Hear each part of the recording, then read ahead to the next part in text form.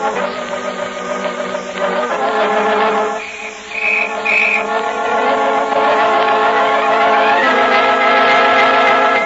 Blue Beetle.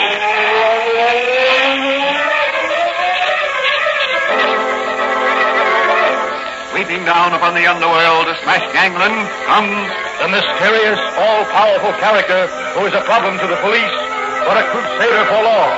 In reality, Dan Garrett, a rookie patrolman, loved by everyone, but suspected by none of being the Blue Beetle. As the Blue Beetle, he hides behind a strange mask and a suit of impenetrable blue chain armor, flexible as silk, but stronger than steel.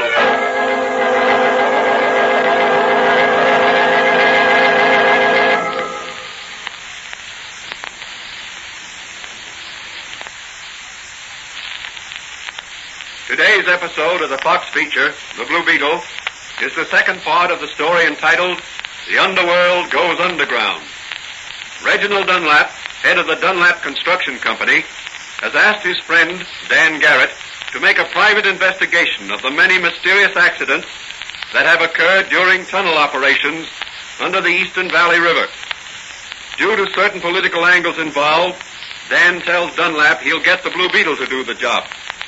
As the Blue Beetle, Dan Garrett, disguised as a tunnel worker, makes an investigation, but is discovered, and after a fight, is ordered into the airlock by the superintendent of the job to be decompressed before ascending to the surface. With the Blue Beetle in the airlock is a man named Burke, a faithful employee whom Stanley, the superintendent, dislikes and has just discharged. As the first episode ended, Stanley and some of his hirelings are decompressing the air in the chamber more quickly than is safe, in the hope that the Blue Beetle and Burke will be killed as a result. As our story opens, we are in the airlock with Burke and the Blue Beetle. What are we going to do, Blue Beetle? We're trapped and the air pressure is going down so fast I can feel the cramps coming on in my legs. Now, grit your teeth, old man, and bear it as well as you can.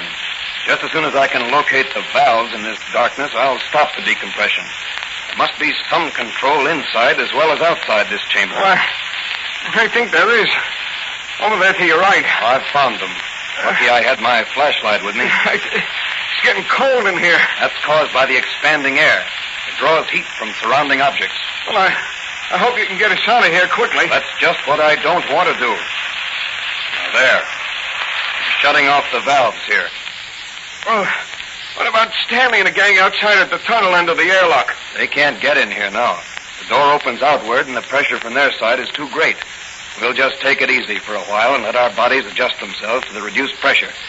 Then I'll let a little more air out until the pressure inside is the same as that in the elevator shaft at the other side of the chamber. But the cold.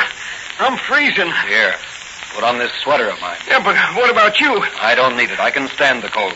I've conditioned myself to it. Well, thanks, man. Boy, this is going to feel grand. How's the bends? Better. Guess it must have been my imagination. I'll let a little more air out. That's more like it. That'll give us about 15 more minutes in here. Then it'll be safe to get out of here. Boy, will I be glad. Hey, Burke, how many of the men do you think are loyal to Mr. Dunlap? Most of them. It's only the muckers that are new on this job. Them and Superintendent Stanley. The muckers are the men who shovel or haul away the muck that's drilled away from in front of the shield? Yeah, that's right. We sandhogs, that is, the drillers, gave them that name. It certainly fits that bunch of cutthroats who attacked us. Yeah, they're a pretty slimy bunch. Did you ever work under Stanley before? No, never. Know anything about him? Only that he's the son of Assemblyman Stanley from the 3rd Election District. His last job, I believe, was as foreman of a job on the West Coast. How'd you like to do young Dunlap a favor? Oh, sure. He's always treated me all right, as his father before him. What do you want me to do?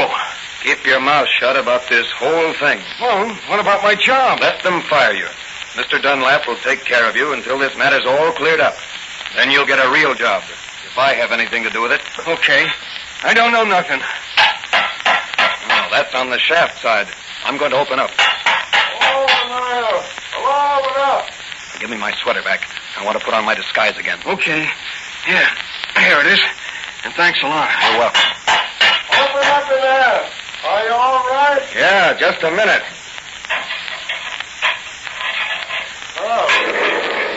Oh, what happened?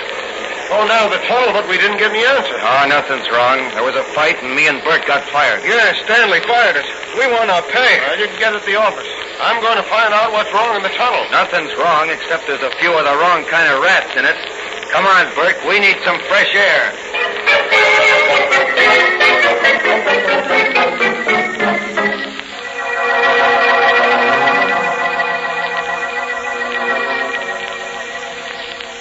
Now, here's the blueprint of the entire project. And here's a detailed print of the air system in the tunnel.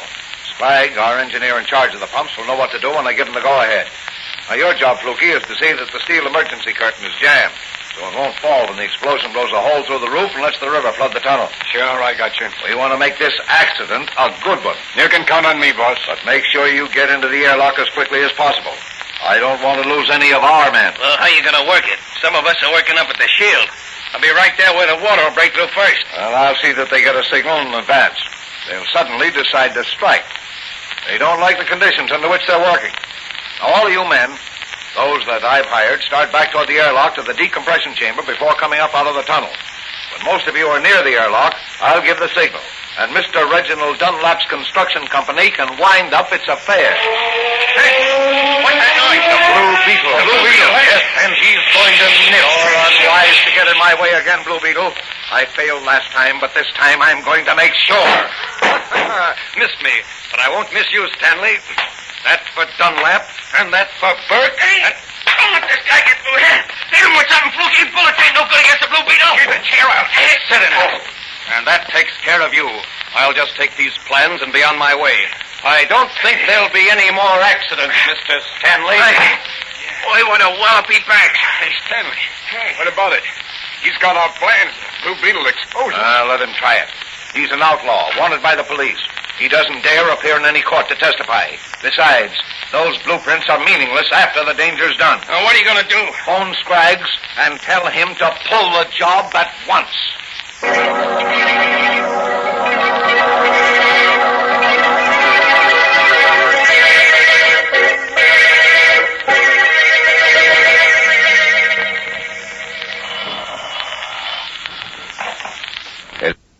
Annie, where are you? On my way to the Mid-City Tunnel to try to stop a sabotage job. Anything else? Yes.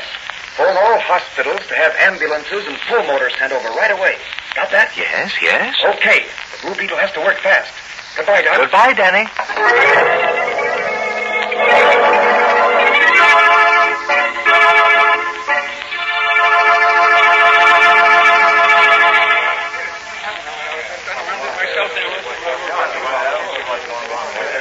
What's the matter? There's been an accident below. Explosion. Blowed a hole through the riverbed. Anybody hurt? Well, I don't know yet. Blue Beetle's down there. Blue Beetle? What's he doing? Rescuing sandhogs, I heard. Well, he can do it if anybody can. I read a while back where he saved 15 lives. Oh, let me in. Let me in. The water's coming. Let me in. Here first. I've got a wife and kid. Take it easy, one at a time. Now, back up there. Let him through, or I'll flip you. The water. The water's around my feet. One at a time through that door.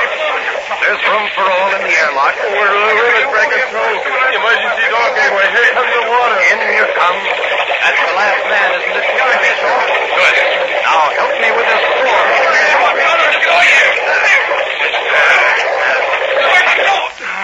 That's got it. Well, we're safe now. Saved. Saved. Every man saved by the Blue Beetle.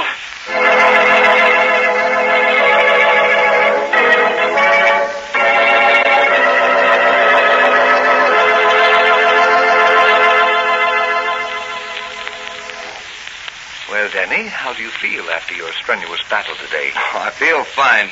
That 2X formula certainly puts the vitality in this old carcass of mine.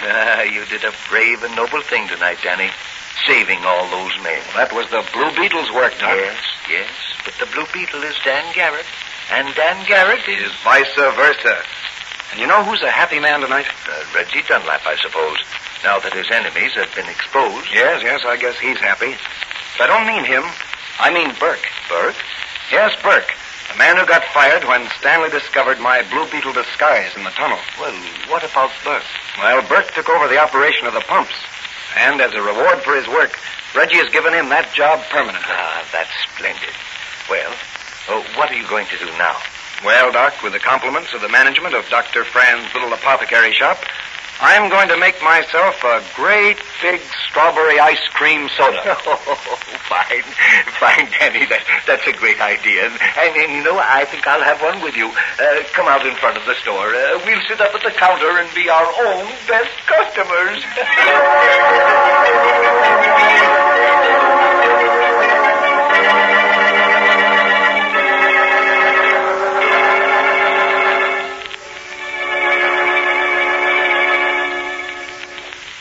And so the Blue Beetle performed another noble deed and brought some dishonest crooks to justice. The moral of this story is that loyalty, such as that of Burke, the sandhog, brings its just rewards. What further adventures await the Blue Beetle in his one-man crusade against crime? This question will be answered in the next episode of The Blue Beetle.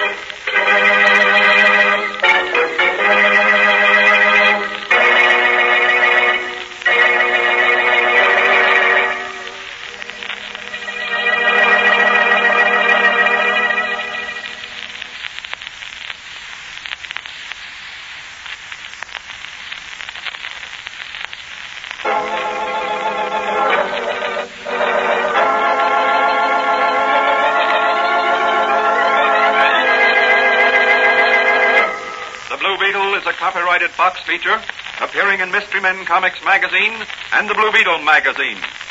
The Blue Beetle is on the air twice a week on this same station. Consult the broadcast schedule in your local newspapers. And don't forget to listen in to The Blue Beetle.